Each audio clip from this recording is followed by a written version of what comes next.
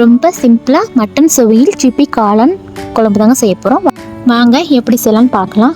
2 spoon வரமல்லி, 1 spoon ஜீரகம், 1/2 spoon மிளகு, 4 பட்டை, 3 கிராம்பு, ஒரு 6-7 வரமிளகா சேர்த்து நல்லா வறுத்து விட்டுக்கோங்க. நல்லா வறுத்து ஒரு மூடி தட்டில் போட்டு ஆற விட்டுருங்க. அதுக்கப்புறம் அதே சட்டியில் கொஞ்சமாக எண்ணெய் சேர்த்துக்கலாம். எண்ணெய் காஞ்சதும் 100 கிராம் சின்ன வெங்காயம், ஒரு 7-8 பூண்டு பல், அதுக்கப்புறம் பார்த்தீங்கன்னா ஒரு துண்டு இஞ்சி, ஒரு கொத்து கருவேப்பிலை, ஒரு மீடியம் சைஸ் பெரிய தக்காளி நல்லா பழமாக எடுத்து நறுக்கி சேர்த்துக்கோங்க. இதே நல்லா வதக்கி விட்டுருங்க. வதக்கினதுக்கப்புறம் ஒரு பிளேட்டில் போட்டு நல்லா ஆற விட்டுருங்க.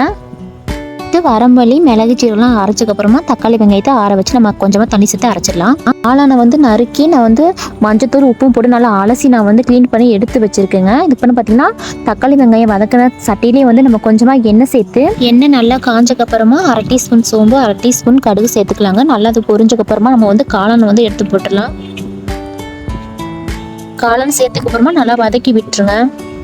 காளான் வதக்கும் போதே பார்த்தீங்கன்னா தண்ணி பிரிஞ்சு வரும். நீங்கள் இந்த ஸ்டேஜில் அரைச்சி பேஸ்ட்டை நீங்கள் அதில் ஊற்றிடலாம். இப்போ இது கூடயே மிக்சியில் கொஞ்சமாக தண்ணி ஊற்றி அலசி அதையும் ஊற்றிக்கங்க. அதுக்கப்புறம் பார்த்தீங்கன்னா நான் தண்ணி கொஞ்சமாக தனியாக சேர்த்துக்கிறேங்க. உங்களுக்கு தண்ணி தேவையில்லைன்னா நீங்கள் அப்படியே மூடி போட்டு ஒரு 10 நிமிஷம் நீங்கள் மூடி போட்டு வச்சுட்டு எடுத்தீங்கன்னா குழம்பு ரெடி ஆயிடும். நான் இன்னும் கொஞ்சம் தண்ணி சேர்த்துக்கிறேங்க. அதுக்கப்புறம் பார்த்தீங்கன்னா கொஞ்சமாக உப்பு, 1/4 டீஸ்பூன் மஞ்சத்தூள் நான் சேர்த்துக்கிறேங்க.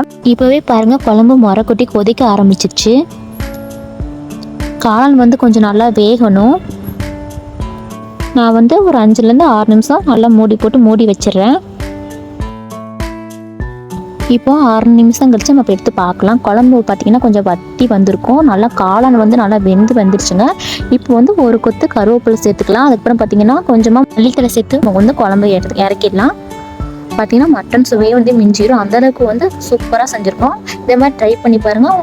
கண்டிப்பாக உங்களுக்கு பிடிக்கும். வீடியோ பிடிச்சினா லைக் பண்ணுங்கள். இந்த சேனலை மறக்காமல் சப்ஸ்கிரைப் பண்ணுங்கள். தேங்க்யூ.